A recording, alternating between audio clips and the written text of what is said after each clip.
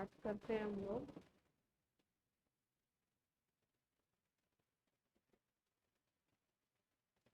Voice clear है ना सबको? गुड इवनिंग एंड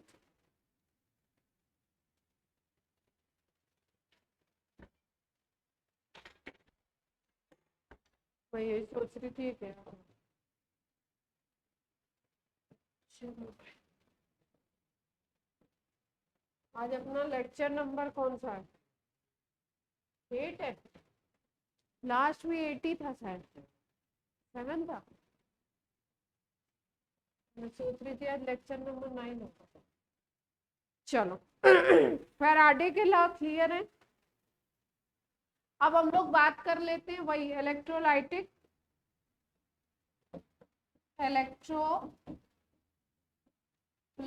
जो सॉल्यूशन है उसके लिए कुछ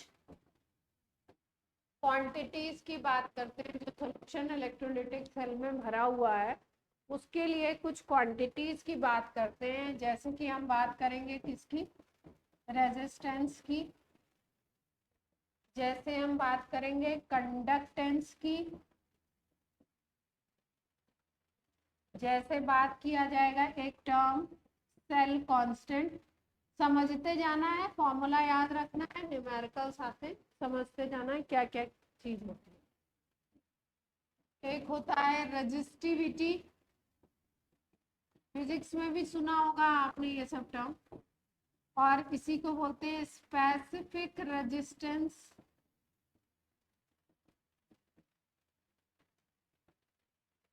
एक टर्म होता है कंडक्टिविटी,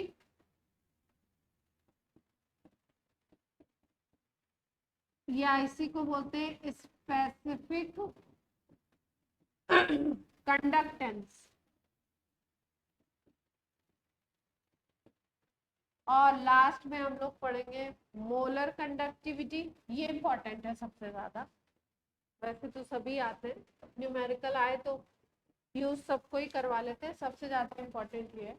कंडक्टिविटी स्पेसिफिक कंडक्टेंस बोलते हैं, और इसी को मोलर कंडक्टिविटी। एक टर्म है इक्विवेलेंट कंडक्टिविटी, ई से डिनोट करते हैं। एक टर्म है आपका लिमिटिंग कंडक्टिविटी। सब एक दूसरे से रिलेटेड है, समझते जाना है और फॉर्मूला याद रखना है, यूनिट याद रखनी है, किसको कैसे निकालना। ठीक है, फिर उसके बाद ये मोलर कंडक्टिविटी में बेस एक लॉ है जिसपे अक्सर करके नीट में और मेंस में क्वेश्चन दे देते हैं, कॉलराश लॉ। एकदम इजी लॉ है बिल्कुल, जैसे एल्जेब्रा होता है ना, प्लस माइनस, अर्थमेटिक जैसे होता है प्लस माइनस करके निकालने वाला, उसी तरीके का लॉ है। बहुत सिंपल कैलकुलेशन होती है। तो स्टार्ट करते हैं हम लोग इलेक्ट्रोलाइटिक जो सॉल्यूशन होता है उसके रेजिस्टेंस की बात। तो रेजिस्टेंस को डिनोट किससे करते हैं? आर से। आर को क्या बोलते हैं कि अगर पोटेंशियल डिफरेंस ई है या पोटेंशियल डिफरेंस वी है और करंट आई फ्लो कर रहा है तो वी बाई आई या ई बाई आई, इसी को हम लोग क्या कहते हैं?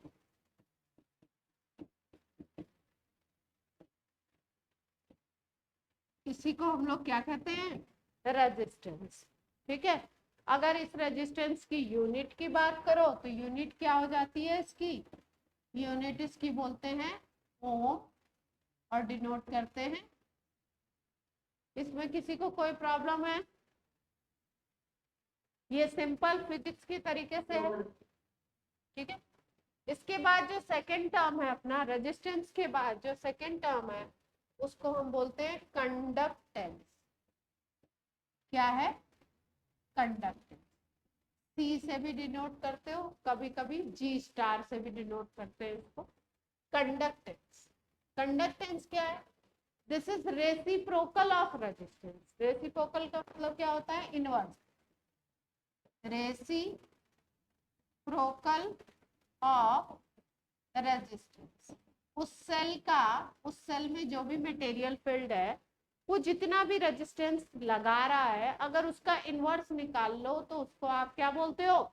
कंडक्टेंस, इसका मतलब सी निकालना है तो 1/r कर, सी निकालना है तो क्या कर दो 1/r कर दो। Reciprocal of resistance is called conductance, that is 1/r।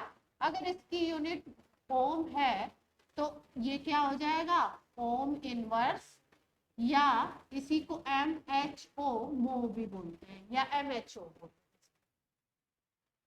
ठीक है, MHO भी बोलते हैं।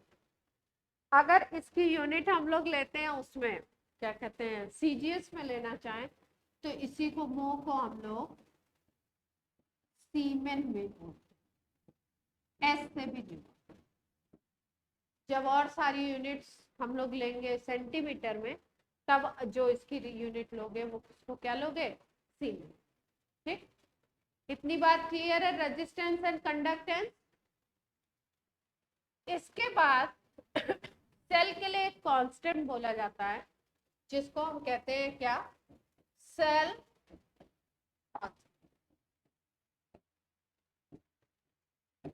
कांस्टेंट वर्ड क्यों यूज किया गया, ये जो सेल कांस्टेंट निकालते हैं ये निकालते कैसे, cell constant is equal to होता है L/A, क्या होता है L/A। L/A कैसे निकालोगे, जैसे मान लो ये इलेक्ट्रोड है एक, ये इलेक्ट्रोड है दूसरा, ठीक, दोनों इलेक्ट्रोड के बीच का डिस्टेंस बिटवीन टू इलेक्ट्रोड, ये अगर आपका L है और इसका ये जो एरिया है, इन दोनों का एरिया अगर A है, ठीक है, तो इस सेल के लिए, अच्छा एक सेल में अगर काम किया जा रहा है रेजिस्टेंस मेजर कर रहे हो तो इलेक्ट्रोड बार बार चेंज तो किया नहीं जाता है, रेजिस्टेंस अगर चेक कर रहे हो तो इलेक्ट्रोड फिक्स है आपका और उनके बीच का डिस्टेंस भी फिक्स करके रखते हैं हम लोग, फिक्स रहता है। तो ये L भी कांस्टेंट है और ये एरिया भी कांस्टेंट है, इन दोनों से जो कांस्टेंट हमें मिला वो कांस्टेंट है, इसलिए उसको हम लोग क्या कहते हैं सेल कांस्टेंट, और इसको निकालते कैसे L/A। तो किसी भी इलेक्ट्रोलाइटिक सेल के लिए अगर सेल कांस्टेंट निकालना है तो कैसे निकालेंगे L/A, ठीक है। अगर इसको तुम सेंटीमीटर, दोनों इलेक्ट्रोड का एरिया सेम होगा ज्यादातर केसेस में, और अगर कहीं पे दोनों का एरिया अलग अलग आता है तो वहां पे कॉमन एरिया लिया जाएगा। जैसे मान लो इसका आता है 10 मीटर स्क्वायर और इसका आता है 8 मीटर स्क्वायर, ठीक है, और एक ही लेवल पे ये लगाए गए हैं, तो जो पूरा कॉमन एरिया होगा मतलब 8 मीटर स्क्वायर जो इसका इसको कवर करेगा, या आप कह सकते हो क्या बोलते हैं शेडो जो जाएगी, उतना एरिया लिया जाएगा, ठीक है। वैसे इन जनरली डिफरेंट नहीं लेते हैं, सेम ही लेते हैं। तो दोनों का एरिया क्या ले लिया हमने ए ले लिया। अब लेंथ, क्योंकि इसमें छोटी छोटी लेंथ ली जाती है इसलिए ज्यादातर यूज किया जाएगा सेंटीमीटर, ठीक। तो लेंथ को अगर सेंटीमीटर में लो, ये वाली लेंथ है कौन सी डिस्टेंस बिटवीन इलेक्ट्रोड, और अगर एरिया आप उसी यूनिट में बोलो तो सेंटीमीटर स्क्वायर हो जाएगा, तो यूनिट क्या आ जाएगी सेंटीमीटर इनवर्स आ जाएगी सेल कांस्टेंट की। यहां तक बात क्लियर है। अभी हमने क्या क्या किया, एक रेजिस्टेंस किया, रेजिस्टेंस क्या था आपका potential difference divided by current, वो आ गया आपका रेजिस्टेंस, ओम उसकी यूनिट थी। फिर उसके बाद टेम्परेचर अगर कांस्टेंट रखते हो, प्रेशर कांस्टेंट रखते हो तो रेजिस्टेंस सेम रहता है, ठीक। एक बात और कर लेते हैं यहीं पे, क्या कह रहे हैं बेटा, जोर से बोलिए, आपकी आवाज क्लियर नहीं हुई मेरे को।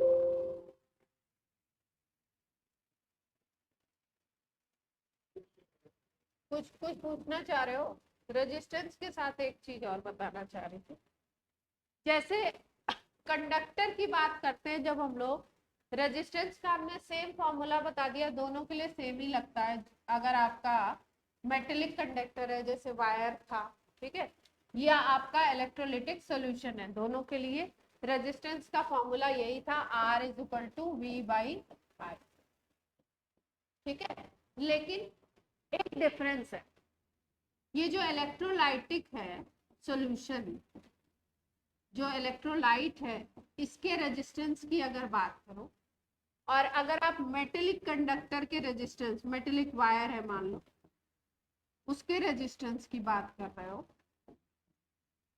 तो फॉर्मूला तो सेम है, लेकिन टेम्परेचर को बढ़ाने से,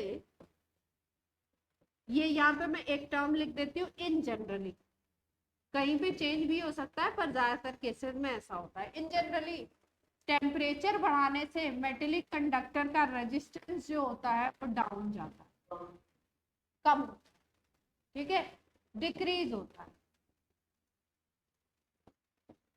ठीक। लेकिन जब इलेक्ट्रोलाइट लेते हो आप, यानी कि इलेक्ट्रोलिटिक सेल की बात कर रहे हो, सेल की जब बात करते हो आप, तो उस केस में जो रेजिस्टेंस होता है वो आपका टेम्परेचर बढ़ाओगे तो क्या होता है, इंक्रीज करता है,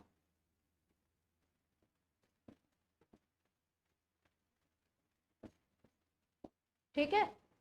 यहाँ पे डिक्रीज क्यों करता है, देखो मेटेलिक जो कंडक्टर है उसमें मेटल में क्या होता है, मेटल के पॉजिटिव, ठीक है, जिसको हमने क्या बोला था, कर्नल, हाँ, रेजिस्टेंस इंक्रीज करना चाहिए आपके अकॉर्डिंग,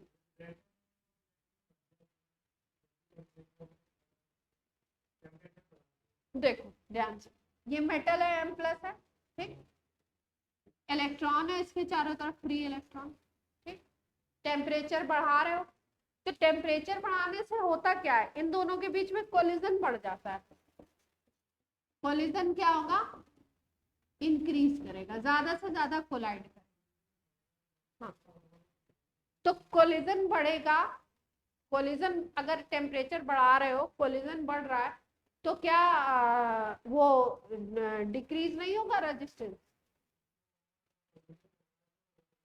अच्छा, करंट के फ्लो में ये क्या करेंगे,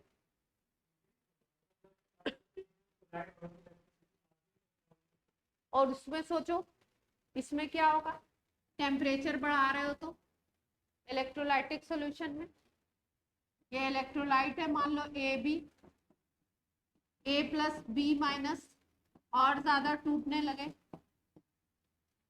ए प्लस बी माइनस, हाँ ज्यादा आयंस प्रोड्यूस होंगे, मोर आयंस प्रोड्यूस, तो आयंस ज्यादा प्रोड्यूस होंगे तो क्या होगा, इलेक्ट्रिसिटी बढ़ेगी, इलेक्ट्रिसिटी बढ़ेगी तो रेजिस्टेंस क्या होगा, डाउन होगा, अच्छा उल्टा कंडीशन, इंटरप्रिटेशन उल्टा नहीं होगा, क्लियर है सबको बात, दिमाग में जो बात बताई,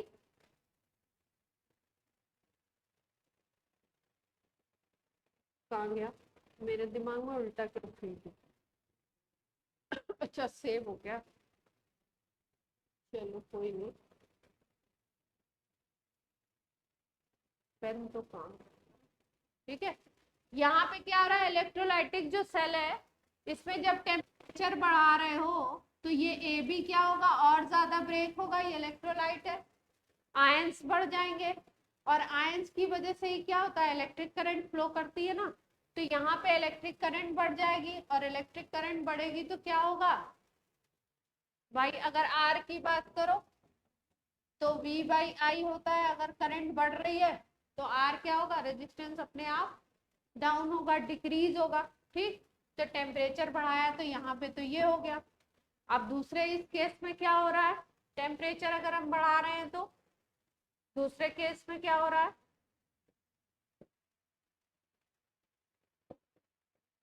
मेटेलिक वाले में सोचो, मेटेलिक वाले में क्या होता है कि मेटल के एम प्लस होते हैं और इलेक्ट्रॉन होते हैं, इलेक्ट्रॉन जो फ्री इलेक्ट्रॉन होते हैं उनकी वजह से ही करंट फ्लो करता है, ठीक है।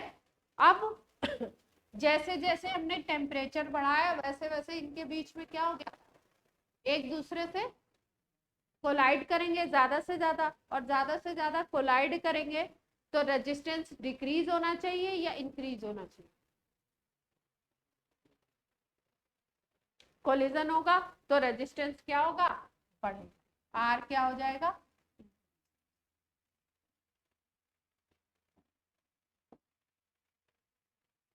ठीक है। अब देखो, अब हम लोग बात करते हैं, सेल कांस्टेंट की बात कर ली हमने। अब एक टर्म आता है, इसको बोलते हैं रेजिस्टिविटी, रो से डिनोट करते हैं। ठीक है, कहीं कहीं ऐसे भी लिखा होता है थोड़ा सा। ठीक है, रो से डिनोट करते हैं रेजिस्टिविटी या स्पेसिफिक रेजिस्टेंस। निकाला कैसे जाता है, रेजिस्टिविटी को निकालना है तो आर, अगर देखो तो रो इज इक्वल टू होता है आपका R A by L. Rho is equal to क्या होता है, आर ए बाई, और ये जो रो होता है ये क्या होता है, मटेरियल की प्रॉपर्टी। किसकी प्रॉपर्टी होती है रेजिस्टिविटी, मटेरियल की प्रॉपर्टी। ठीक, यूनिट की बात करो अगर तो यूनिट क्या हो जाएगी, आर की यूनिट क्या होती है, ओम। इसको अगर मीटर स्क्वायर ले लो या सेंटीमीटर लोगे तो सेंटीमीटर हो जाएगा, यहाँ पे मीटर ले लिया तो क्या हो जाएगा, ओम मीटर। ठीक है, अगर सेंटीमीटर में लोगे तो क्या हो जाएगा, ओम। ये रेजिस्टिविटी की क्या हो गई आपकी, हाँ सीमेन क्यों कर रहे हो, वो मो को हमने सीमेन लिखा था, ओम को नहीं लिखा।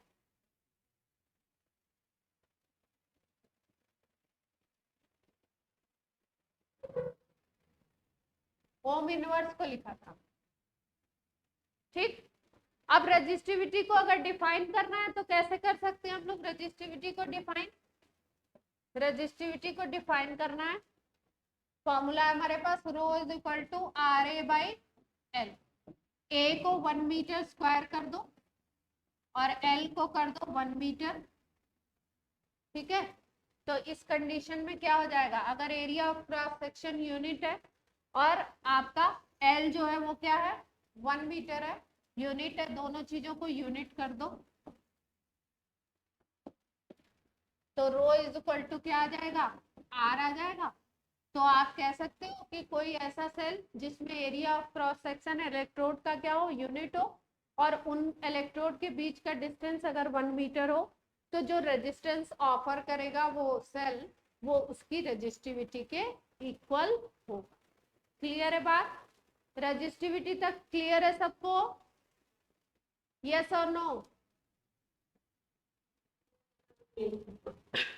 अब रेजिस्टिविटी का टर्म हमने देख लिया, इसकी यूनिट देख ली, और अब हम आ जाते हैं अगले टर्म पे जिसको कहते हैं कंडक्टिविटी या स्पेसिफिक कंडक्टेंस। जैसे रेजिस्टेंस का रेसिप्रोकल था कंडक्टेंस, वैसे रेजिस्टिविटी का रेसिप्रोकल क्या होगा, कंडक्टिविटी। कंडक्टिविटी क्या है, आप कह सकते हो reciprocal of resistivity. Reciprocal of resistivity. ठीक, इसको डिनोट करते हैं कप्पा से, ऐसे के लिखते हैं। ठीक है, और पढ़ते क्या है इसको, कप्पा। ठीक, तो कंडक्टिविटी या कप्पा ये क्या होगा, रेसिप्रोकल ऑफ रो होगा, और रो इज इक्वल टू हमने क्या लिखा था, आर ए बाई एल ही तो लिखा था, ये लिखा था। अगर इसको ऊपर ले जाओ तो आप इसको ऐसे लिख सकते हो, क्या लिख सकते हैं हम लोग, 1 बाई आर ए कर लिया, 1 बाई आर कर लिया, और ए तो यहीं पे है और एल को ऊपर लेकर चलेगा। ठीक, अब क्या हो गया, ये 1 बाई आर को हम कंडक्टेंस बोल सकते हैं, और एल बाई ए को अभी मैंने क्या बताया था, सेल का कांस्टेंट हो गया, सेल कांस्टेंट। तो आप देख पा रहे हो कि कप्पा इज इक्वल टू क्या आया, conductance multiplied by cell constant. इतनी बात सबको क्लियर है? ये फॉर्मूला इंपॉर्टेंट है, ये अपने बहुत जगह पे काम आएगा। ये इंपॉर्टेंट फॉर्मूला है, इसको याद रखिए। Kappa is equal to conductance into cell constant. Okay है, ठीक। अब देखो, अगर आपको कंडक्टिविटी को डिफाइन करना है तो कंडक्टिविटी को आप ऐसे डिफाइन कर सकते हो क्या? एल आपने अगर 1 सेंटीमीटर ले लिया, ए आपने अगर 1 सेंटीमीटर स्क्वायर ले लिया, एल क्या लिया 1 सेंटीमीटर, ए आपने क्या लिया 1 सेंटीमीटर स्क्वायर ले लिया, ठीक है। तो अगर आप एल बाई ए को वॉल्यूम समझो, एल इंटू ए को, तो ये 1 centimetre multiplied by 1 centimetre square, ये 1 सेंटीमीटर क्यूब हो जाएगा क्या?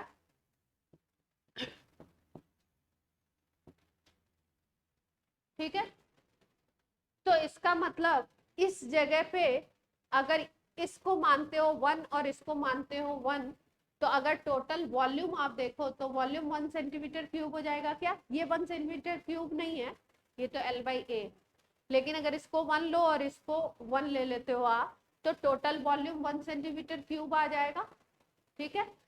अगर 1 सेंटीमीटर क्यूब है आपका किसका?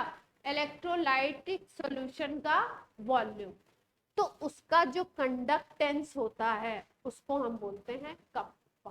क्या बोलते हैं? कप्पा। कैसे समझे? डायग्राम से समझो। क्या किया हमने? ये इलेक्ट्रोड है अपने, इलेक्ट्रोलाइटिक सॉल्यूशन है ये,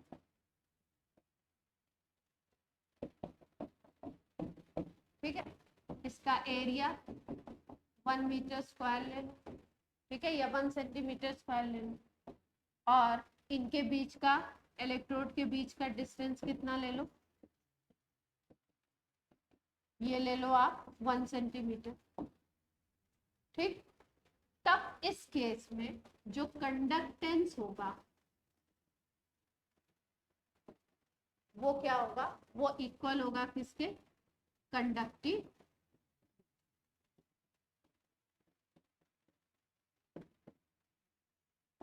ये कंडक्टेंस कंडक्टिविटी के इक्वल कब है? जब आप क्या कर रहे हो? वॉल्यूम इलेक्ट्रोलिटिक सॉल्यूशन क्या ले रहे हो? कितना ले रहे हो? 1 सेंटीमीटर क्यूब, या उसी को 1 ml भी बोलते हैं ना, ठीक है। तो कंडक्टिविटी को हम लोग ऐसे भी डिफाइन करते हैं कि it is conductance of 1 ml electrolytic solution, या आप कह सकते हो कि इन 1 ml electrolytic solution all ions produces conductance, that conductance is known as conductivity of that electrolytic cell, ठीक है। तो उस 1 ml सॉल्यूशन में जितने भी आयंस होंगे वो जो कंडक्टेंस क्रिएट करेंगे उसको हम बोलेंगे conductivity of that cell. Clear है पिक्चर? क्लियर है बात? ये यस और नो? क्या बोला हमने? Conductivity is conductance offered by all ions present in 1 ml of electrolytic solution.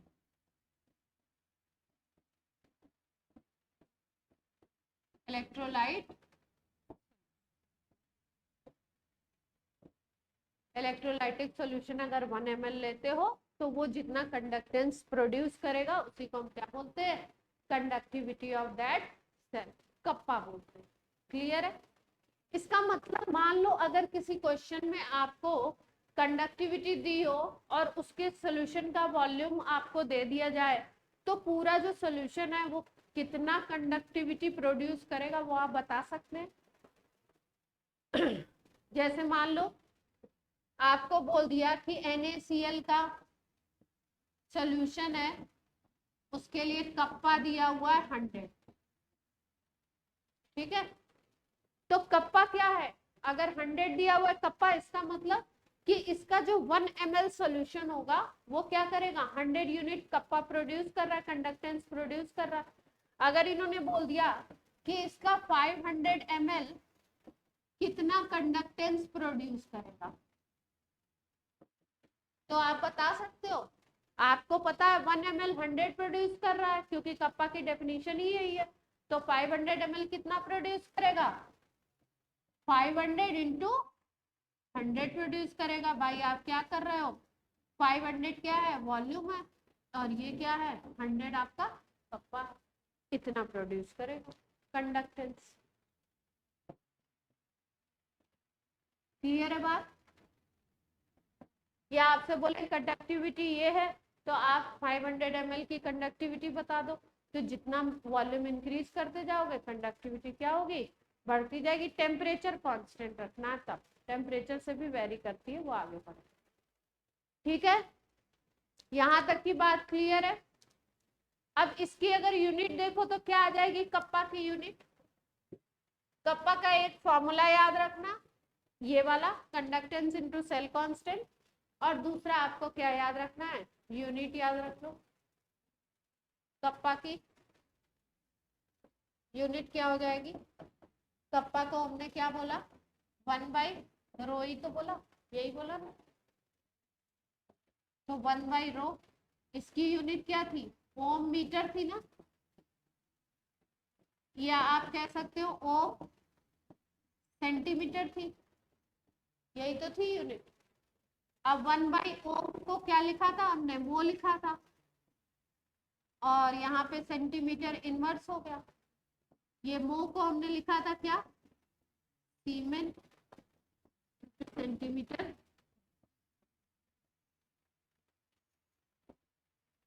ये सब बहुत छोटी छोटी होती है, तो मीटर में ज्यादातर यूज नहीं किया जाता, सेंटीमीटर में। कहीं मीटर में दे दे तो हमको फॉर्मूला में फिर यूज कर। ठीक है, यहां तक बात क्लियर है सबको? अब एक दो क्वेश्चन इस पे सिंपल वाले कर लेते हैं, फिर उसके बाद हम लोग पढ़ते हैं मोलर कंडक्टिविटी, इक्विवेलेंट कंडक्टिविटी, वो बहुत इंपॉर्टेंट है। लास्ट स्लाइड ये,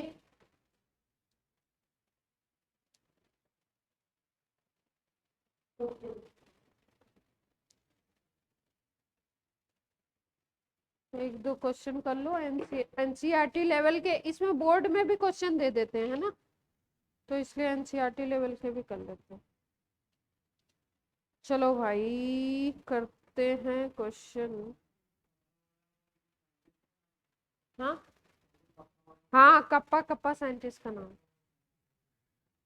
जैसे कटप्पा था वैसे कप्पा है, कप्पा साइंटिस्ट का नेम है। ठीक है, क्वेश्चन किया जाए। हम्म,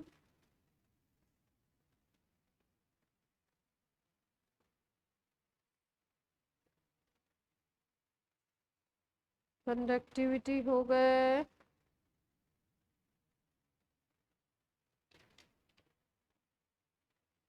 चलो भाई कर लो एक सवाल, लिखो इलेक्ट्रिकल रेजिस्टेंस, नोट करेंगे सब लोग question,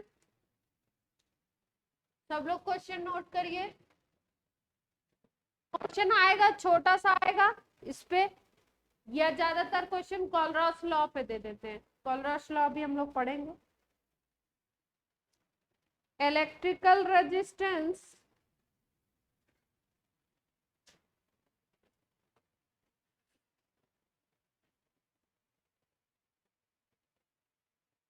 of a column of electrical resistance of a column of 0.05 mNaOH 0.05 mNaOH solution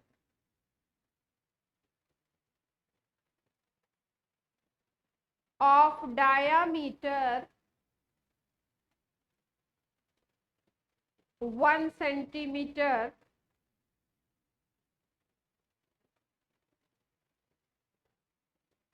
and length is 50 centimeter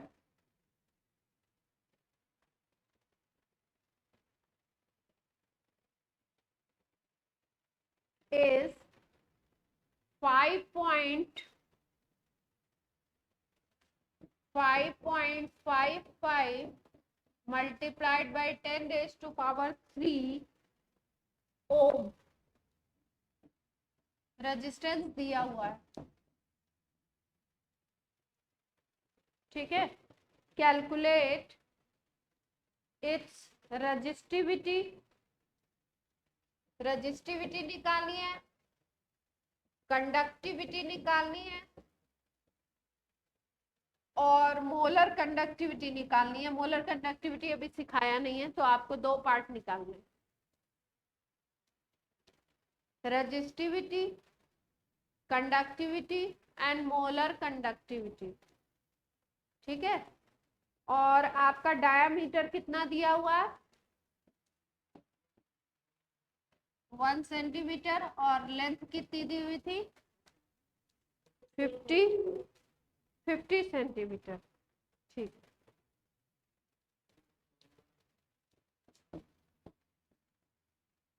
क्या फॉर्मूला लिखना है? देखो मोलर कंडक्टिविटी निकालेंगे तब ये कंसंट्रेशन की जरूरत पड़ेगी, तो अभी वो निकालना तो आपको सिखाया नहीं है, ये दोनों निकालने, इसमें कंसंट्रेशन की जरूरत नहीं पड़ती। तो अपने को फॉर्मूला क्या करना है, सीधे सीधे लगाना है, रो इज इक्वल टू RA/L लगा दो, यही तो लगाना है। और कप्पा में क्या कर दो 1/रो कर दो। डेटा आपके पास सारे हैं, ए कैसे निकालोगे, ए निकालोगे πr²।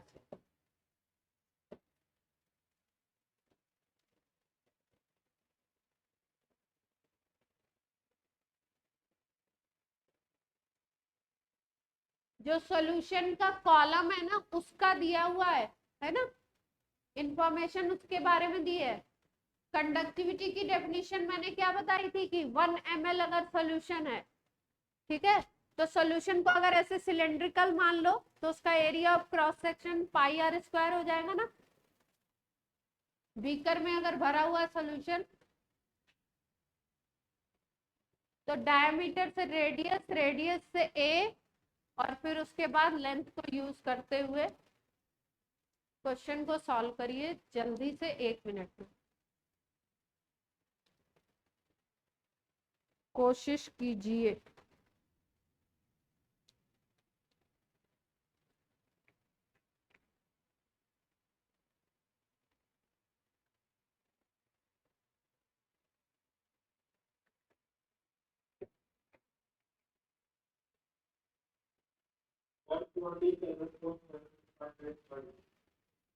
ट्वेंटी रो आ रहा है, रो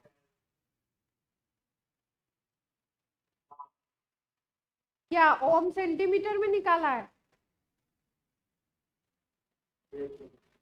अच्छा,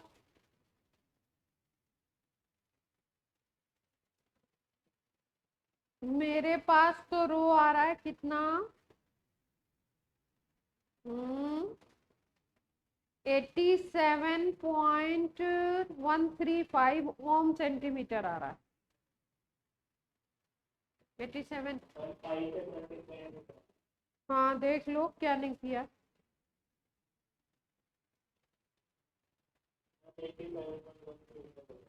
हाँ 13।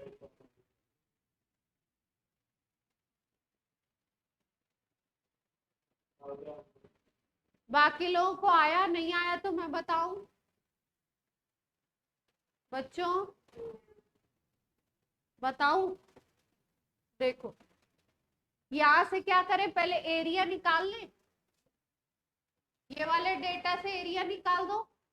रेडियस डायमीटर 1 सेंटीमीटर दिया हुआ है तो अगर रेडियस निकालोगे तो 1/2 सेंटीमीटर हो जाएगा। यहाँ पे पाई रख लो 3.14 और आर रख लो 1/2 का स्क्वायर, तो ये तो तुम्हारा एरिया आ गया। और लेंथ आपकी कितनी दी हुई है, 50 सेंटीमीटर दी हुई है। यहाँ पे ये वैल्यू रख दो सीधे सीधे। आर की वैल्यू आपकी 5.55 10⁻³ एरिया आ गया दिस वन।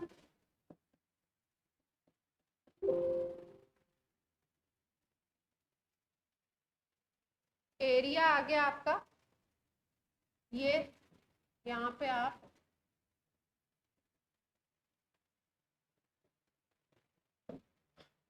1/2 की पावर ये हो गया।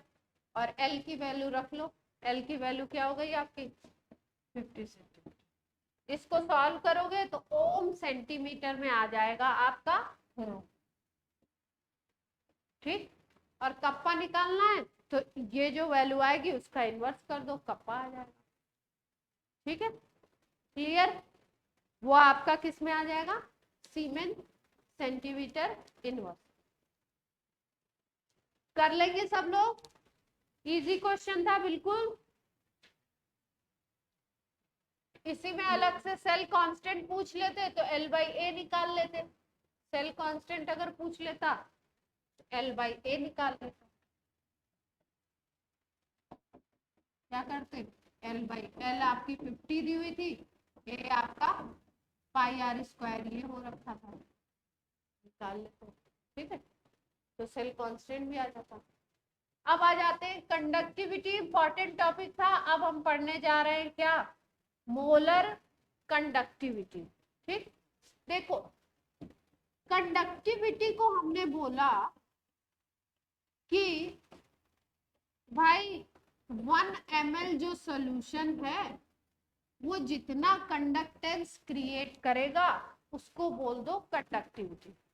ठीक, तो इलेक्ट्रोलाइटिक सॉल्यूशन लिया था, उसका क्या लिया, 1 ml वॉल्यूम ले लिया। उस वॉल्यूम का 1 ml वॉल्यूम का जो भी कंडक्टेंस वो क्रिएट कर रहा था उसी को हमने क्या कह दिया, कंडक्टिविटी नाम दे दिया, उसको कप्पा से डिनोट कर। ठीक, यहाँ पे टर्म आ गया मोलर कंडक्टिविटी। तो मोलर का क्या मतलब है, जैसे ही कहीं पे भी टर्म आपका मोलर आ जाता है मतलब आप बात करते हो 1 मोल की। किसकी बात करते हो आप, 1 मोल। क्या डिफरेंस है दोनों में, कप्पा में और इसमें लैम्डा एम में डिफरेंस क्या है, कंडक्टिविटी ये भी है, कंडक्टिविटी वो भी।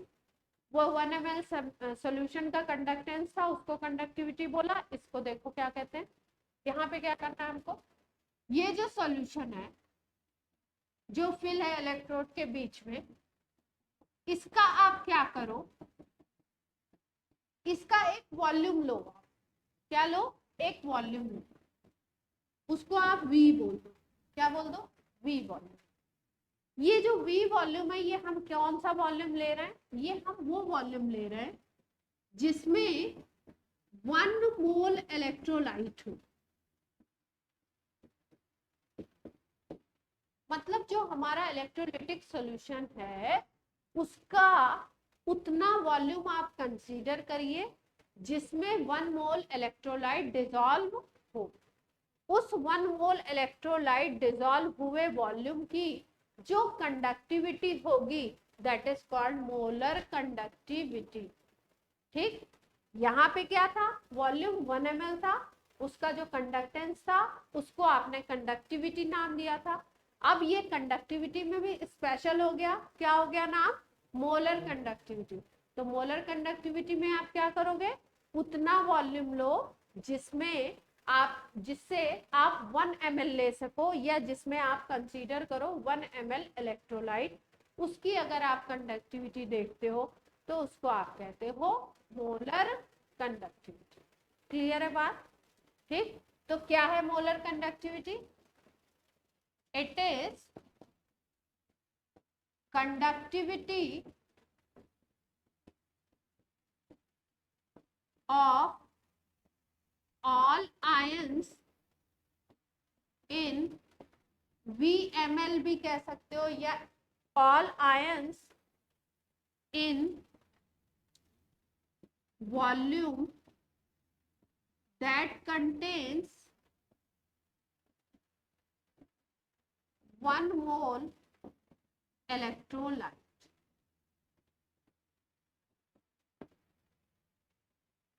यहाँ पे 1 ml की कंडक्टिविटी थी, 1 ml का कंडक्टेंस था। यहाँ पे क्या है आपका V वॉल्यूम का कंडक्टेंस है, और वो जो V वॉल्यूम है वो क्या है, उसमें कितना मोल डिजॉल्व है इलेक्ट्रोलाइट का, इलेक्ट्रोलाइट का 1 मोल।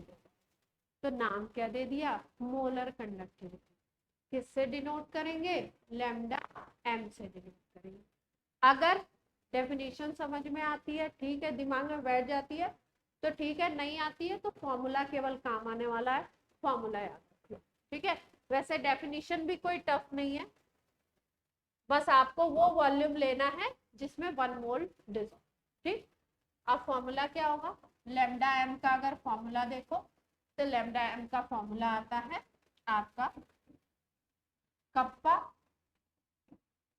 1000 बाई एम क्या है, मोलरिटी ऑफ सॉल्यूशन, ठीक। ये फॉर्मूला आया कहाँ से, ये देख लेते हैं, देख लिया जाए कैसे लेके आए हम ये फॉर्मूला। हमने बोला कि लैम्डा एम क्या था,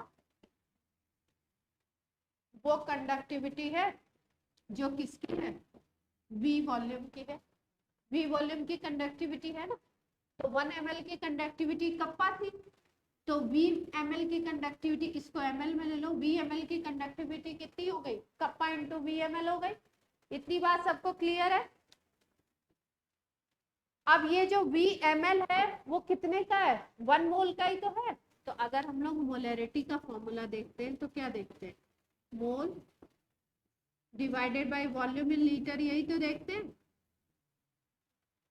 m इज इक्वल टू क्या होता है, मोल divided by volume in litre. इस केस में मोल क्या हो रहा है, 1 हो रहा है। इस केस में हमने क्या माना, 1 मोल ही तो माना, तो मोल की जगह 1 आ गया। वॉल्यूम लीटर में, वॉल्यूम को अगर ml में कन्वर्ट करोगे तो क्या हो जाएगा, 1000 से डिवाइड करना पड़ेगा, तो 1000 ऊपर चला जाएगा, ठीक। तो आपका वॉल्यूम ml अगर निकालो तो क्या आ जाएगा, 1000 बाई m आ जाएगा, यही तो मल्टीप्लाई किया, देख रहे हो, ठीक है। जो फॉर्मूला है वही डेफिनेशन है, जो डेफिनेशन है वही फॉर्मूला है। तो दोनों अगर समझ में आ जाते हैं तो बहुत अच्छी बात है, नहीं समझ में आता तो फॉर्मूला तो याद होना चाहिए, ठीक है, क्लियर। तो अब जो ऑनलाइन वाले सारे बच्चे, सबको क्लियर है, ठीक है। अब क्या करना है अपने को, जो लास्ट वाला क्वेश्चन था उसमें मोलर कंडक्टिविटी भी निकालनी थी ना, तो निकाल लेते हैं। कप्पा इंटू 1000 बाई एम आपको करना है, कप्पा आपको पता है, कप्पा आपने निकाल लिया था लास्ट क्वेश्चन में, कप्पा 1 बाई रो करके निकाल लिया, तो अब आप निकाल सकते हो लास्ट वाले क्वेश्चन में। लास्ट जो क्वेश्चन था उसमें अगर आपने कप्पा निकाल लिया है, कैलकुलेट कर लिया है, तो लैम्डा एम निकाल सकते हो। कप्पा मल्टीप्लाइड बाई क्या करना है, 1000 बाई एम, ठीक है। कप्पा कितना आया था, मेरे पास कैलकुलेटेड है तो मैं लिख देती हूँ, कप्पा आया था 0.01148, 0.01148, ये आ जाएगा 1000। और क्वेश्चन में मोलरिटी जो दी थी वो सॉल्यूशन की कितनी दी थी, 0.0, तो ये आ जाएगा अपना आंसर। देख पा रहे हैं सब लोग, यस और नो,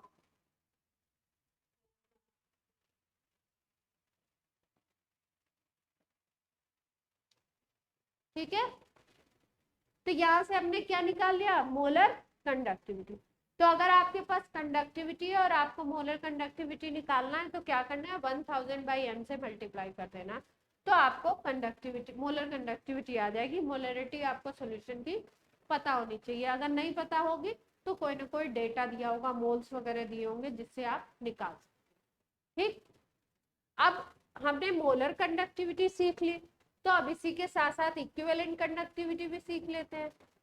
जैसे मोलरिटी होता था, नॉर्मेलिटी होता था, वैसे ही क्या हो गया, मोलर कंडक्टिविटी और इक्विवेलेंट कंडक्टिविटी। डिनोट करेंगे उसको लैम्डा एम से कर रहे थे, तो कोई कोई किताब लैम्डा ई लिखती है इसको, और कोई कोई किताब ऐसे ई क्यू भी लिखती है, दोनों एक ही बात। ठीक, इक्विवेलेंट कंडक्टिविटी। वहां पे क्या था, हमने कंडक्टिविटी देखी थी किसकी, कंडक्टिविटी उस वॉल्यूम की देखी थी जिसमें इलेक्ट्रोलाइटिक सॉल्यूशन 1 मोल था। इसमें हमें क्या देखना है, कंडक्टिविटी उस वॉल्यूम की देखनी है जिसमें इलेक्ट्रोलाइटिक सॉल्यूशन के 1 ग्राम इक्विवेलेंट डिसॉल्व। ठीक, तो क्या है, it is conductivity by all ions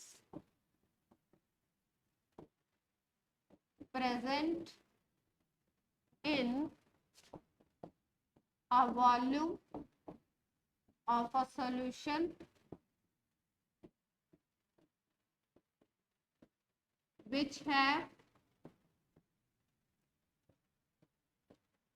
1 gram EQ electrolyte dissolved, जिसमें इलेक्ट्रोलाइट कितना है, 1 ग्राम EQ। हाँ बोलो, कोई कुछ बोलो। यूनिट नहीं बताई मैंने, यूनिट देख लेते हैं। यूनिट क्या होगी इसकी, देखो, मोलर कंडक्टिविटी की यूनिट देखती हैं, कप्पा की यूनिट क्या थी, सीमेन इंटू सेंटीमीटर इनवर्स, ये थी ना। 1000 तो एक नंबर है, तो इसकी तो कोई यूनिट होगी नहीं। मोलरिटी की यूनिट होती है मोल पर लीटर। ठीक है, लेकिन यहाँ पे हमने वॉल्यूम किस में लिया था, वॉल्यूम हमने ml में कन्वर्ट कर दिया था। तो ml में कन्वर्ट कर दिया था, तो इसको लीटर को सेंटीमीटर में करोगे तो क्या आ जाएगा, ऐसे ही लिख दो। ठीक, और नहीं तो लीटर को सेंटीमीटर में कन्वर्ट करके कट लो, सेंटीमीटर में कन्वर्ट करके करो तो सेंटीमीटर में हो जाएगा। इन्होंने क्या किया है, इन्होंने कन्वर्ट किया है।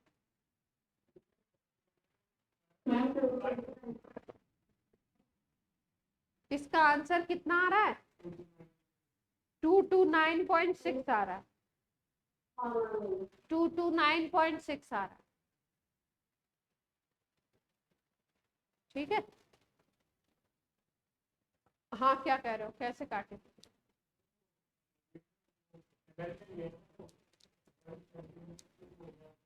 अच्छा ये कह रहे हो आपकी मोल पर ml में लिया है। हाँ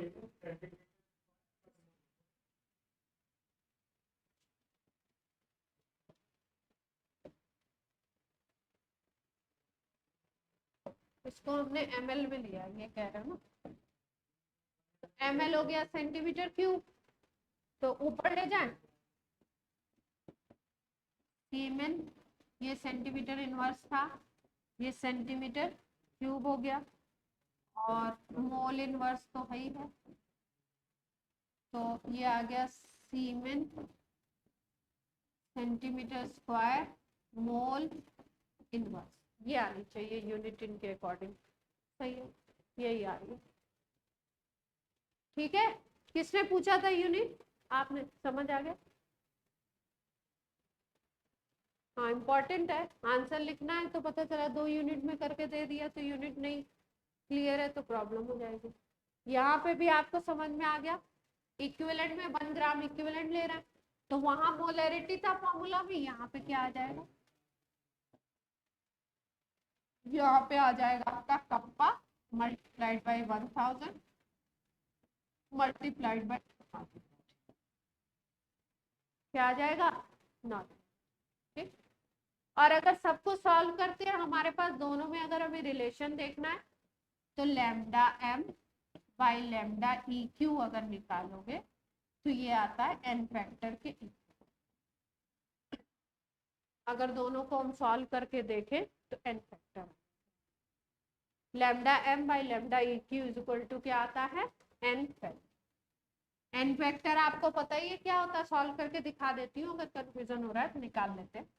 एन फैक्टर वैसे तो मालूम है ना आपको क्या होता है, एसिड अगर है तो H प्लस वो कितने देता है, रिप्लेस करता है, रिप्लेसेबल।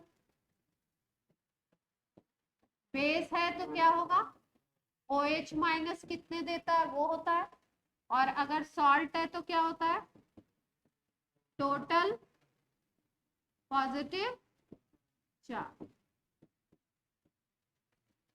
बताइए आपको। ठीक, तो एन फैक्टर कैसे आया देख लेते हैं, कैसे निकाला हमने।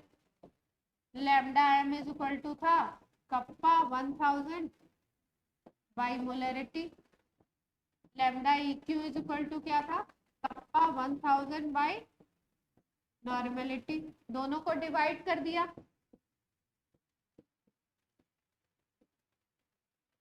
कप्पा और 1000 कप्पा 1000 के तो पूरा टर्म कट ही जाएगा, नॉर्मेलिटी बाई क्या आ जाएगा मोलरिटी। नॉर्मेलिटी क्या होती है gram E Q by volume in litre, molarity क्या होती है moles by volume in litre, ये पूरा कट जाएगा। ठीक, ग्राम इक्विवेलेंट कैसे निकालते थे जीएम बाई इक्विवेलेंट वेट, और मोल्स कैसे निकालते थे GM by molecular weight. GM GM cut गया, molecular weight by equivalent weight निकालना है, मॉलिक्यूलर वेट और इक्विवेलेंट वेट कैसे निकालते हो molecular weight by N factor, यही तो करते हो। सब कट गया, एन फैक्टर ऊपर आ गया। देवांग खुश हो गए है ना। हाँ सब कटते जाएंगे ना, मुझे रिजल्ट मालूम था तो रिजल्ट मैंने पहले लिख दिया। याद वही रखना है, रिजल्ट याद रखना है, वही काम आएगा अपने। आया कैसे वो बता। क्लियर है सबको। अब अगर किसी क्वेश्चन में आपको इस तरीके के डेटा दिए जाते हैं तो equivalent conductivity, molar conductivity, conductivity, cell constants, resistance, conductance, सब वैल्यूज आप निकाल सकते हैं पक्का से। अब देखो एक टर्म मैंने लिखा था शुरू में, एक लिखा था मोलर कंडक्टिविटी, एक लिखा था इक्विवेलेंट कंडक्टिविटी, और एक लिखा था लिमिटिंग कंडक्टिविटी। ठीक है, लिमिटिंग क्या होती है उसको भी थोड़ा सा समझ लेते हैं।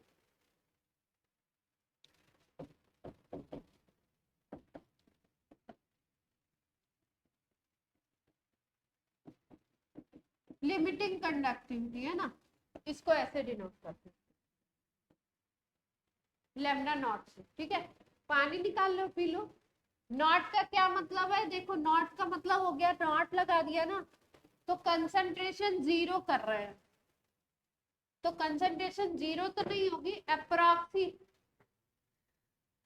क्या कर रहे हो तुम लोग, कंसंट्रेशन अप्रोक्सीमेटली अगर जीरो कर देते हो, क्या कर देते हो कंसंट्रेशन अप्रोक्सीमेटली जीरो। किसकी कंसंट्रेशन अप्रोक्सीमेटली जीरो कर देंगे, सॉल्यूट की कंसंट्रेशन अगर अप्रोक्सीमेटली जीरो कर देते हो आप, तो जो कंडक्टिविटी आती है उसको लिमिटिंग कंडक्टिविटी बोलते हैं। ठीक है, ये जो नॉट ऊपर लगा हुआ है इसका मतलब C is equal to zero concentration,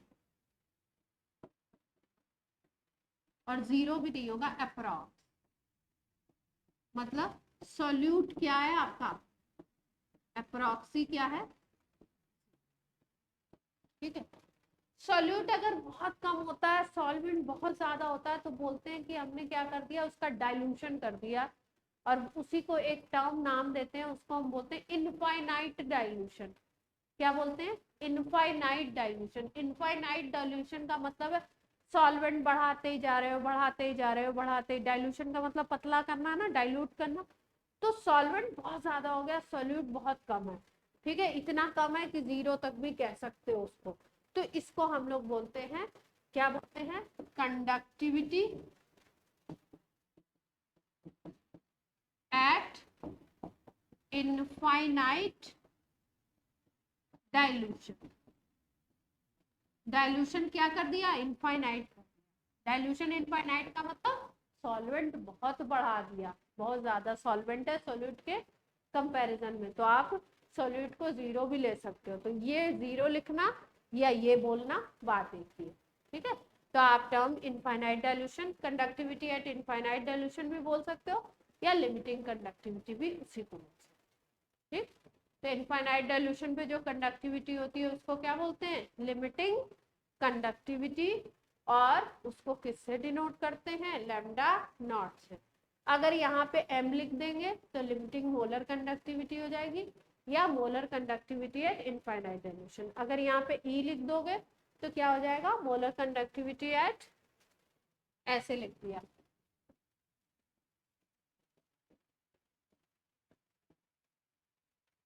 ठीक है। तो ये क्या हो गया? Molar conductivity eight finite dilution. और अगर आपने ई क्यू लिख दिया या ई लिख दिया तो क्या हो गया?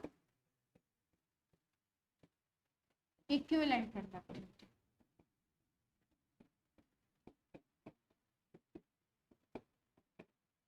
ठीक। और एक ऐसे भी लिखा हुआ आता है, या इसी को लिमिटिंग भी बोलते हैं। जब नॉट लगा दिया तो लिमिटिंग वर्ड भी यूज कर सकते हो, ऐसे भी लिखा होगा।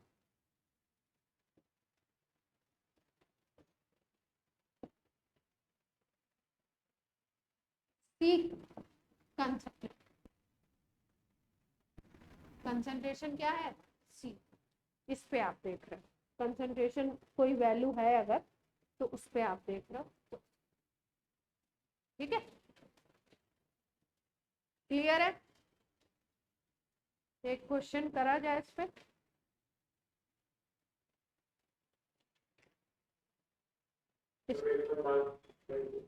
इसके बाद हम लोग करेंगे कॉलरॉस लॉ, उसके बाद हम लोग करेंगे ये जो डाइल्यूशन वाला ये चीज है, इसका, इसके लिए एक इक्वेशन है कि स्ट्रॉन्ग इलेक्ट्रोलाइट कैसे बिहेव करते हैं, वीक इलेक्ट्रोलाइट कैसे बिहेव करते हैं।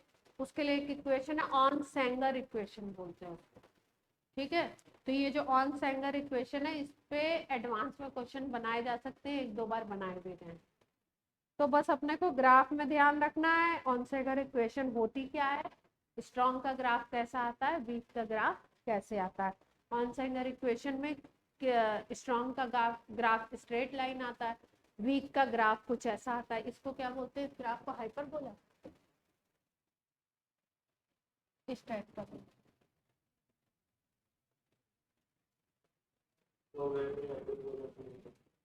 हाइपरबोला कैसा होता है? हम्म,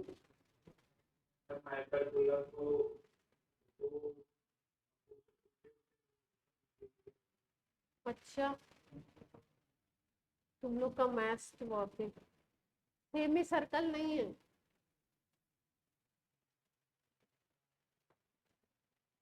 मतलब मेरी मैथ्स तो खुद ही इतनी खराब है, और उसमें तुम लोग, ये तो स्ट्रेट लाइन है ना, और ये एक ग्राफ ऐसा देखते हैं हम लोग, है ना। जैसे स्ट्रॉन्ग इलेक्ट्रोलाइट का ग्राफ ऐसा आता है, वीक का इस टाइप का। स्ट्रॉन्ग इलेक्ट्रोलाइट में हम बोलते हैं कि जब यहाँ पे कंसेंट्रेशन लेते हैं, ठीक है, और यहाँ पे कंडक्टिविटी लेते हैं, ठीक। वीक के लिए बोलते हैं, ये स्ट्रॉन्ग का ग्राफ है, तो स्ट्रॉन्ग के लिए बोलते हैं कि जब पीछे पीछे धीरे धीरे ऐसे ऐसे मिलाओगे आप, तो यहाँ पे जाके मिल जाएगा। मिल जाएगा का मतलब क्या है? कॉन्सेंट्रेशन देखो यहाँ पे कम हो रही है, तो कम करते करते यहाँ पे कॉन्सेंट्रेशन जब आप जीरो करोगे, तो ये स्ट्रॉन्ग के लिए ग्राफ है। जब कंसंट्रेशन जीरो करते हो आप, कंडक्टिविटी होती है उसी को हम लोग क्या बोलते हैं, कॉन्सेंट्रेशन जीरो कर दी, इनफाइनाइट डाइल्यूशन की कंडक्टिविटी। ठीक है, तो ग्राफ से आप या एक्सपेरिमेंट से भी कैलकुलेट हो जाती है, लेकिन वीक इलेक्ट्रोलाइट के लिए ग्राफ ऐसा मिलता है। तो ये ग्राफ का ये वाला जो पॉइंट है, ये कितना भी पीछे ले जाओ इस पे मिलता रहेगा। इसका मतलब क्या है, कॉन्सेंट्रेशन अगर आप कम करते जाओ तो भी आपको आप इनफाइनाइट पे कैलकुलेट नहीं कर सकते, कॉन्सेंट्रेशन कम करते जाओ इनफाइनाइट डाइल्यूशन पे आप वीक के लिए कैलकुलेट नहीं कर सकते, क्योंकि वीक में कुछ और फैक्टर्स आ जाते हैं। इसको भी देखेंगे हम, है ना, ऑन सेंगर इक्वेशन देखते हैं तो उसके साथ साथ इस ग्राफ को भी देखेंगे। तो यहां तक की बात क्लियर है, इजी पार्ट था एकदम। यूनिट में कंफ्यूज नहीं होना है, सबकी यूनिट को ढंग से ध्यान रखना है, किसकी यूनिट क्या है। अब जल्दी से मुझे बता दो, आर की यूनिट, रो की यूनिट, कप्पा की यूनिट, लैम्डा एम की यूनिट, लैम्डा ई क्यू की यूनिट, सबको याद होनी चाहिए एकदम एक लाइन से। यूनिट से बिल्कुल थोड़ा भी कंफ्यूज नहीं होना, अगर कंफ्यूज हुए तो गड़बड़ हो जाए। एक कंडक्टेंस भी होता है सी मान लो। आर की यूनिट तो सबको ही पता है क्या होती है, ओम। सी की यूनिट क्या होती है, ओम इनवर्स, मो, या क्या बोलते हैं, सीमेन।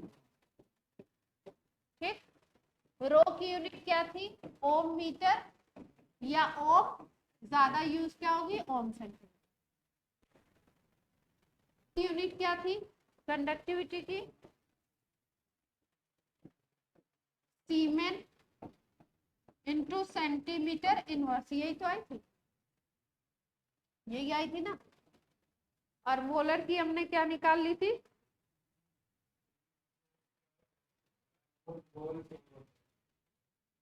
सीमेन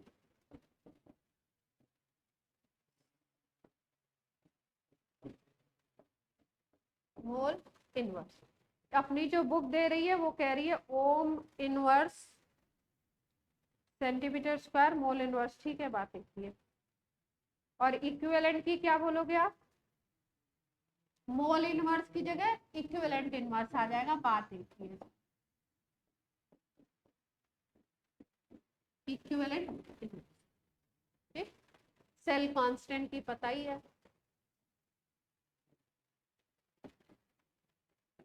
सेल कांस्टेंट की क्या थी, सेंटीमीटर इनवर्स या मीटर।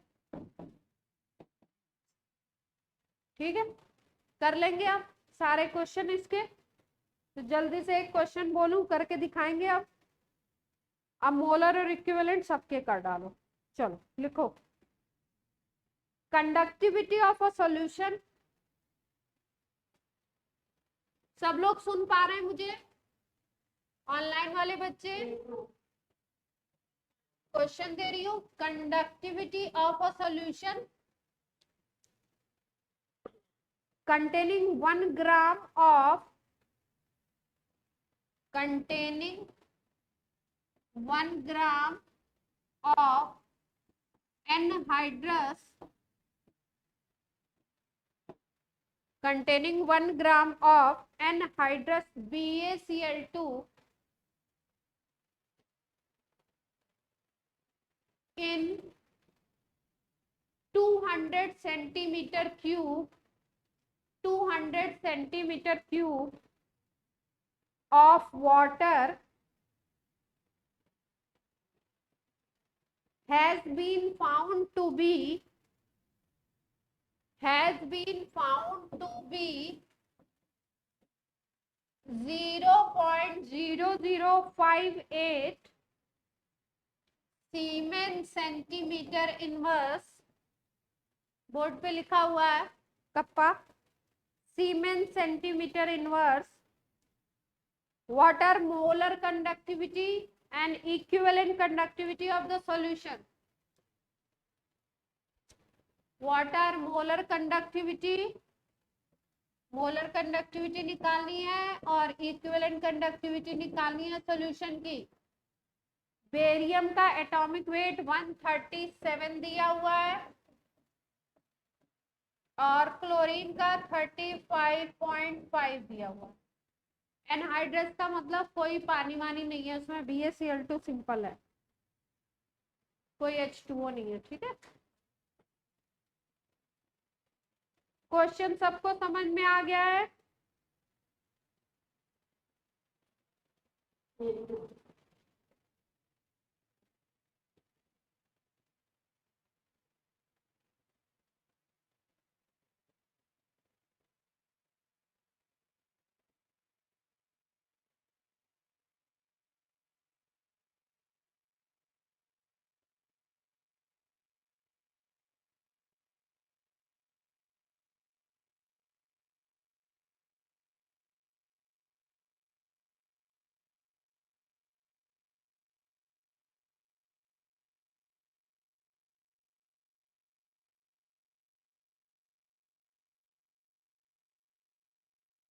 इन्होंने पूरा जो वाटर का वॉल्यूम दिया ना उसी को सोल्यूशन का वॉल्यूम ले लिया।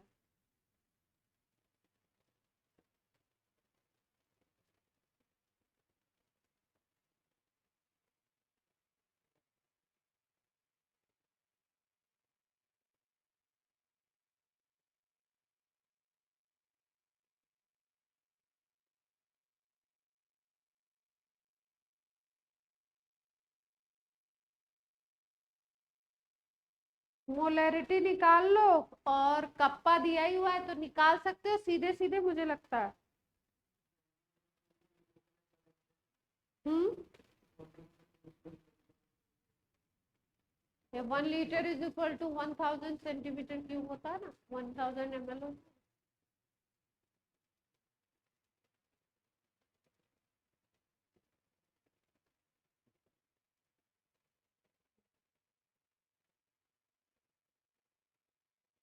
एक आंसर निकाल लो, कुछ भी मोलर कंडक्टिविटी निकाल लो तो पता लग जाएगा, इक्विवेलेंट निकाल पाओगे।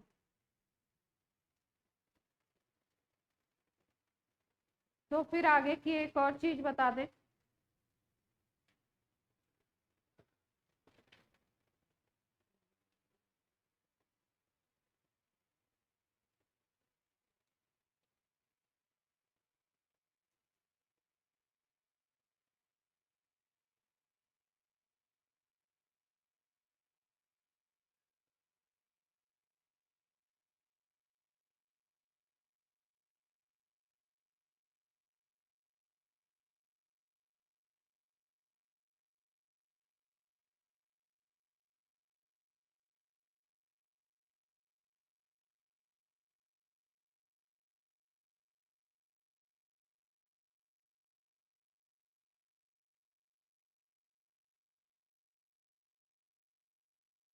एक निकला।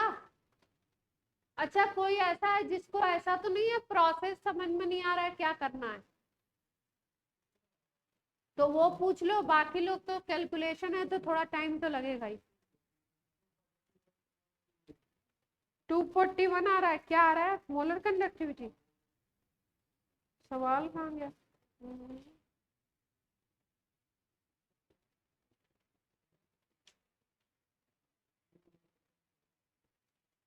241.67 आ रहा है मोलर, ठीक है। अप्रोक्सी आ गया। अब हाँ ठीक है, कोई दिक्कत नहीं है।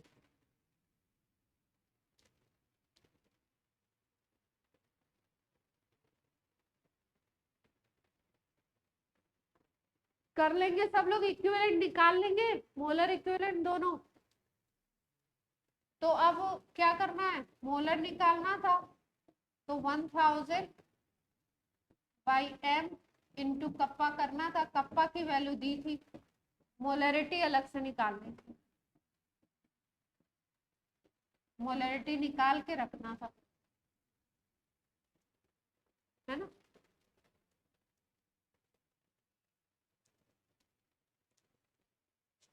तो मोलर कंडक्टिविटी और इक्विवेलेंट कंडक्टिविटी दोनों निकाल लोगे। अब ऐसे सवाल तो कर लोगे, हैं? क्यों? कॉलरस लॉ बता देते हैं, ऑन सेंगर इक्वेशन अगले दिन बता। सारांश बोर्ड पे क्या कहते हैं उसको, गौर फरमाइए, जो भी है। आजकल मैं वो क्या बोलते हैं, पाकिस्तानी सीरियल्स ज्यादा देख रही हूँ तो उसका प्रभाव आ गया मेरी लैंग्वेज। लास्ट में क्या लिख दूं? आंसर लिख दूं?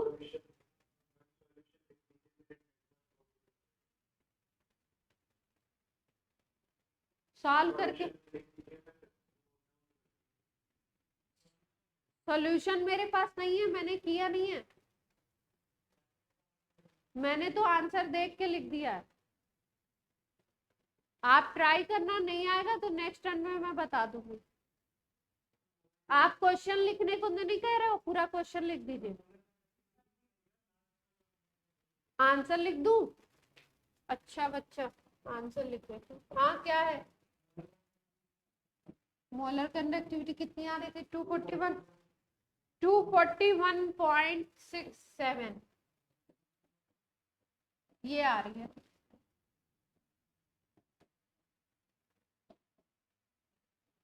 और इक्विवेलेंट आ रही है कितनी? 120 आ रही है, 120.8।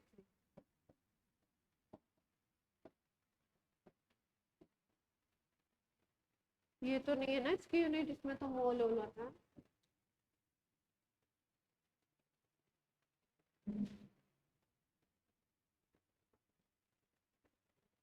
ठीक है, एक लॉ बता दें, एकदम सिंपल है तो सीख लो, और बहुत पूछा जाता है, मतलब ज्यादातर तो यही पूछ लेते हैं आपका जो एग्जाम होता है ना। पीछे वाली स्लाइड गायब ही हो गई।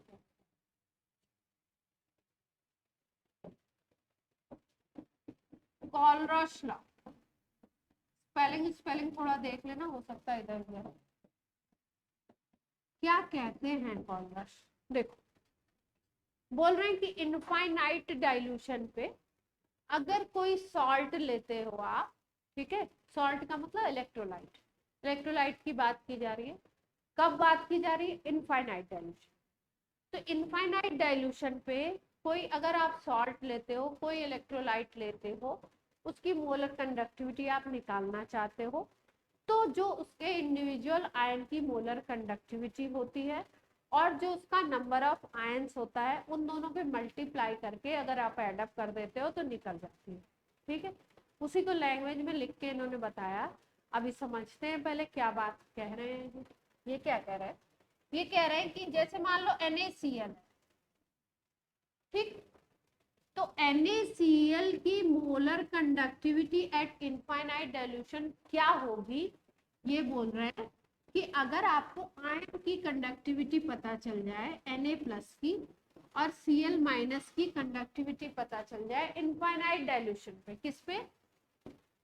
इनफाइनाइट डाइल्यूशन पे, तो आप इसकी निकाल सकते हो।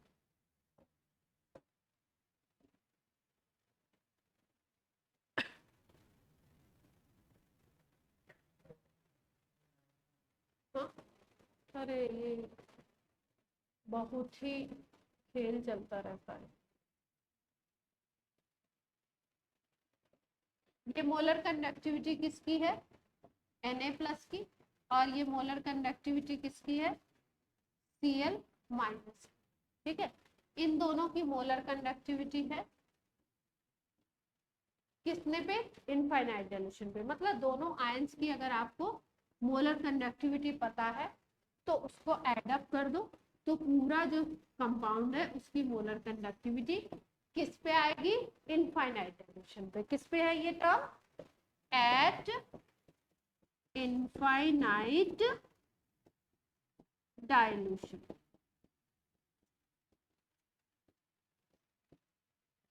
ठीक, अब देखो ये तो सिंपल था। अब दूसरी चीज अगर आ जाती, मान लो ऐसे आ जाता, यही केस जो मल्टीप्लीकेशन कर रहे हैं वो क्या कर रहे हैं, BaCl2 के लिए आ जाता। ठीक, तो BaCl2 के लिए अगर कॉलरॉश लॉ के अकॉर्डिंग देखना है तो क्या देखोगे? Ba+2 बनेगा और 2Cl-।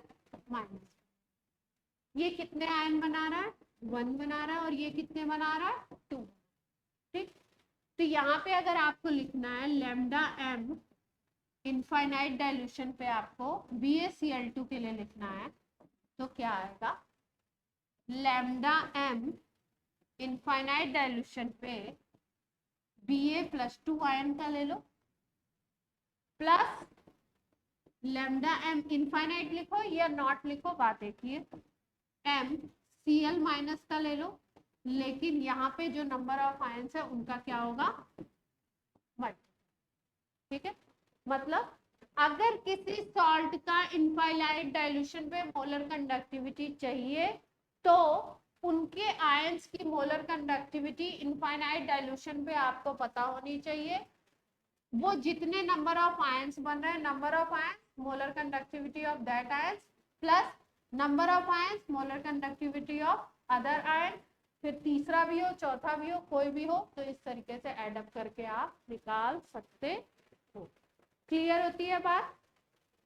कॉलरस लॉ ये कहता है, स्टेटमेंट अभी देखेंगे इसका।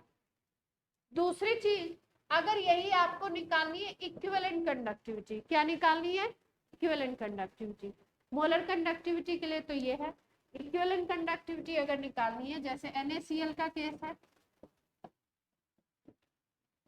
तो ये तो बात एक ही है, वही है, यहाँ पे एक ही आयन है। तो अगर आपको निकालना EQ at infinite for NaCl, तो क्या निकलेगा, lambda naught EQ of Na plus lambda naught EQ of C। लेकिन अगर BaCl2 के लिए यही केस लिखना था तो ये हो जाता है S।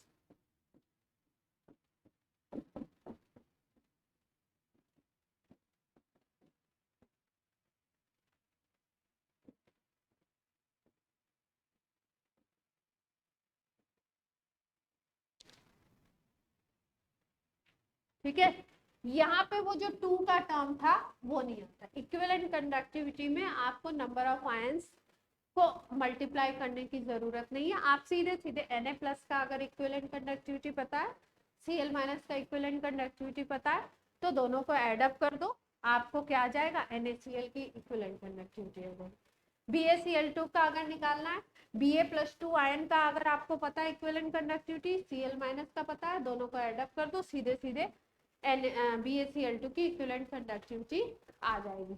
लेकिन अगर मोलर कंडक्टिविटी निकालनी होती है तो जो नंबर ऑफ आयंस होते हैं उनका भी मल्टीप्लिकेशन हमें करना पड़ता है। मतलब यहाँ पे आप क्या कर रहे हो, कितना आयन प्रोड्यूस हो रहा है उससे कोई लेना देना नहीं है इक्विवेलेंट में, और मोलर में आयन से भी लेना देना है। क्लियर है इतनी बात? ये कॉलरस लॉ के अकॉर्डिंग है। कॉलरस लॉ क्या कहता है, कॉलरस लॉ कहता है कि जो आयंस की मोलर कंडक्टिविटी है वो मोलर कंडक्टिविटी नॉर्मली जैसे आपके नंबर्स ऐड होते हैं अलजेब्रिक सम होता है, ठीक है, या आप कह सकते हो, you can say scalar quantity. Scalar समझते हैं, सीधे सीधे जो चीजें ऐड हो जाएंगी उसमें और किसी प्लस माइनस इनकी जरूरत नहीं है, आपको सीधे सीधे क्या करना है, ऐड कर देना है। लेकिन अगर मोलर की बात कर रहे हो तो जो नंबर ऑफ आयंस है वो उसके सामने मल्टीप्लाई होंगे तब ऐड अप होगा, और अगर इक्विवेलेंट की बात कर रहे हो तो वो क्या होगा, उसमें नंबर ऑफ आयंस का मल्टीप्लिकेशन नहीं। क्लियर है बात? ठीक। अब कॉलरस लॉ का जो स्टेटमेंट है वो स्टेटमेंट बेसिकली ये कहता है कि कोई भी कंपाउंड हो उसमें जो मोलर कंडक्टिविटी होगी ना या इक्विवेलेंट कंडक्टिविटी होगी वो क्या हो जाएगी, बेसिकली फिक्स हो जाएगी। फिक्स का मतलब क्या है कि जैसे मान लो कोई एक क्वेश्चन,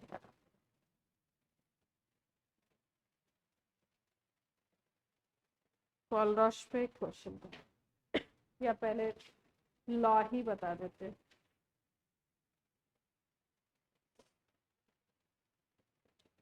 सम होता है, ठीक है भाई, ये तो बता दिया आपको, इसको लिखवाना है केवल,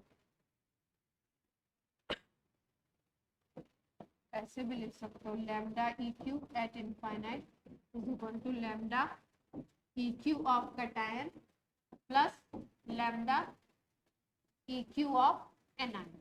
ये A और C क्या है, C is for cation and A is for N। ठीक, क्वेश्चन कर ले कल रात पे।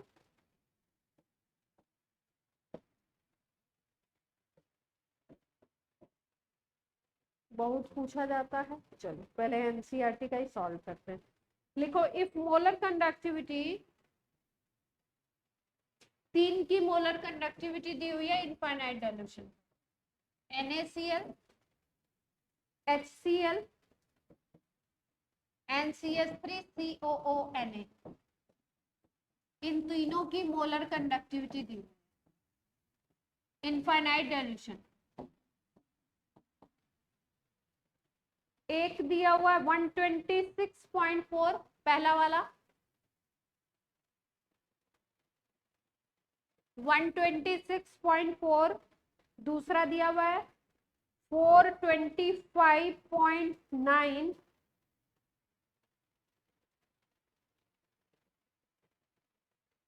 तीसरा दिया हुआ है 91, हाँ 91। तो पहले के लिए क्या था 126.4, तीसरे के लिए 91 है, और दूसरा क्या था आपका 425.9। ठीक है, यूनिट सबकी सेम है वही, सीमेन सेंटीमीटर स्क्वायर मोल इनवर्स। ठीक है, ये इसकी भी यूनिट यही है, ये इसकी भी है। ठीक, ये क्या दिया हुआ है इनफाइनाइट डाइल्यूशन पे 3 कंपाउंड की मोलर कंडक्टिविटी दी हुई है, और आपसे पूछना है एसिटिक एसिड की molar conductivity eight infinite dilution, इसकी पूछ रहे।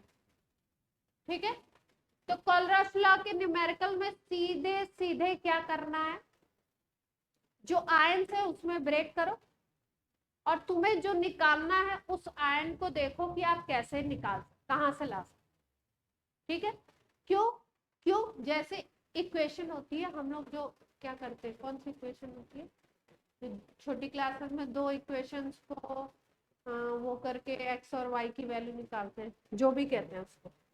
जैसे ये होता है ना x plus 2y is equal to 3, हाँ जो भी है, 3x इज इक्वल टू 4, ऐसा कुछ दिया है, तो और x और y की वैल्यू सिंपली प्लस माइनस करके हम लोग निकालते हैं, ऐसे ही निकालते हैं ना। तो ये इसको भी इक्वेशन की तरह ही समझो, ये क्या है एल्जेब्रिक सम है, बस यहाँ पे जो आप यहाँ पे एक्स वाई ले रहे हो वो यहाँ पे क्या है आयंस है, समझ रहे हो, यहाँ पे क्या है आयंस है।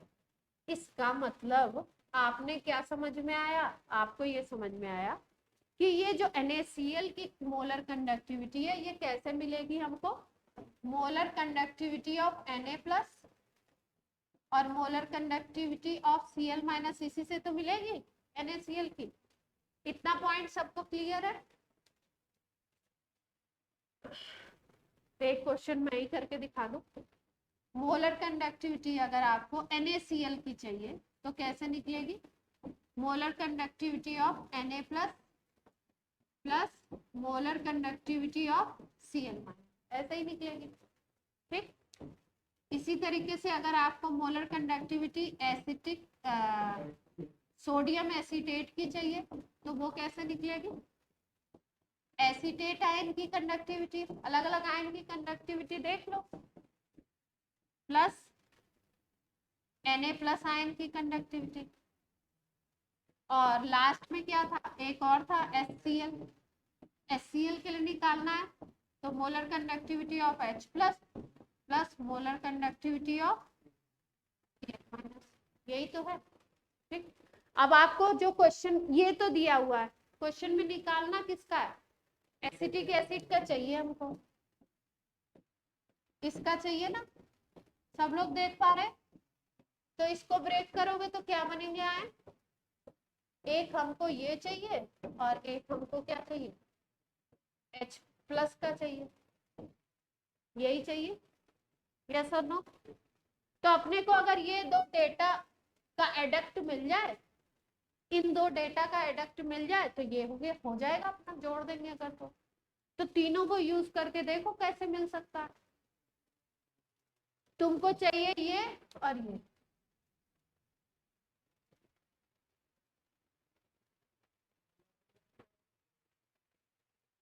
हाँ तो हाँ ऐसे कर सकते हैं। देखो NaCl तुम्हें देखो NaCl चाहिए नहीं, तो NaCl के आगे माइनस लगा दो। ठीक, ये चाहिए तुमको, ये चाहिए ना एसीटेट, तो इसके आगे प्लस लगा दो।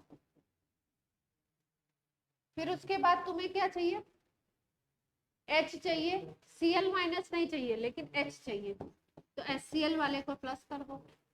तो ध्यान से देखो, यहाँ पे अगर Na और Cl दोनों के आगे तुमने माइनस लगाया, इसका मतलब Na वाला भी माइनस है, Cl वाला भी माइनस है। यहाँ Cl वाला प्लस में है, तो ये कट जाएगा। यहाँ पे CH3CONa की है, तो Na यहाँ से कट जाएगा, Na, तो केवल ये बचेगा और ये बचेगा। देख पा रहे हो सब लोग? ठीक, और अगर ऐसे नहीं समझ में आ रहा है तो पूरे को क्या करो, पूरे इक्वेशन को लिख लिख करके एड अप और माइनस करो, तो आपका आ जाए। क्लियर होती है बात? नहीं होती है तो फिर से लिख के बताओ, बोलो क्या किया हम लोगों ने। हमको क्या चाहिए था, ये चाहिए था, हमारे पास ये डेटा था।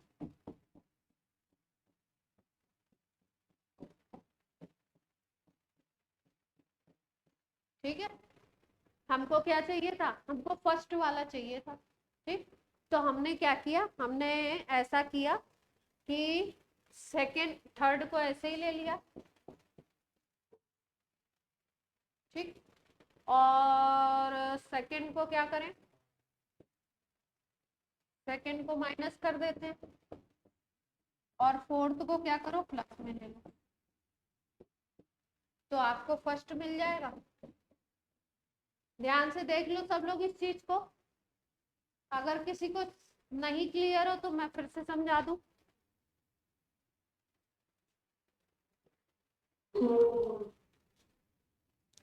सब लोग बोलो क्लियर, तब आगे बढ़े।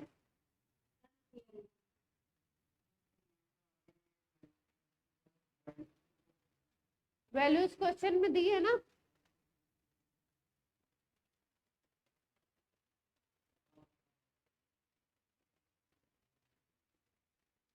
क्लियर है दिवांग? भाई एक जो कंपाउंड है उसमें एक एक कंपाउंड में दो दो आयन है, इसमें किसी में भी मल्टीप्लाई करने वाले टर्म दिए ही नहीं है, सब माइनस मतलब सिंगल वाले हैं।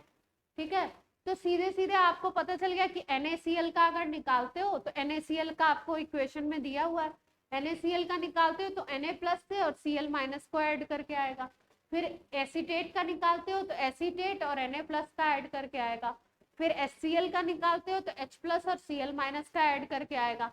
अब हमको चाहिए क्या था, हमको तो केवल H प्लस का चाहिए था और एसीटेट का ये डेटा चाहिए था और ये चाहिए था, बाकी सबको गायब करना था। तो बाकी सबको गायब हम कैसे कर सकते थे, माइनस करके गायब कर सकते थे। भाई इसको भी गायब करना है, इसको भी गायब करना है, तो इस पूरे को माइनस कर दो, इसकी जो वैल्यू दी है वो माइनस करो। फिर इसमें क्या करना है आपको, इसको ये चाहिए हमें तो इसको प्लस करो, जो चाहिए उसको प्लस करना पड़ता है उस इक्वेशन को। यहाँ पे ये चाहिए तो इसको प्लस करो, ऑटोमेटिकली जब इसको इसको प्लस करोगे और यहाँ पे आपका Na प्लस और Cl माइनस को आपने माइनस किया, तो ये प्लस टर्म इस माइनस टर्म से कट जाएगा और ये प्लस इस माइनस। क्लियर है बात?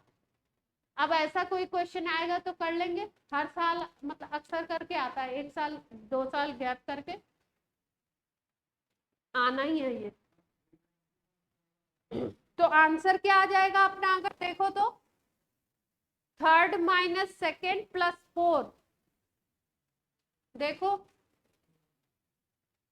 आंसर क्या आना चाहिए अपना, आंसर निकालो सब लोग। CH3COOH का निकालना था हमको, हमने इसको प्लस में लिया था और किसको, इसको प्लस में लिया था, लास्ट वाले दोनों को प्लस में लिया था, और पहले वाले को माइनस कर दिया था। तो कितना आ रहा है, मेरे पास जो आंसर है वो है 390.5। ठीक है, सबका आ गया है। टाइम हो गया, नेक्स्ट क्लास का टेक्निक वेट करो, है ना। चलो अब मोलर कंडक्टिविटी और इक्विवेलेंट कंडक्टिविटी के क्वेश्चन जो एनसीईआरटी में, प्रदीप में, शीट में, जो जिसके पास हो। ठीक है, चलो बच्चा पार्टी, आज की क्लास होती है और बाय बाय। हाँ बाय बच्चा, बाय।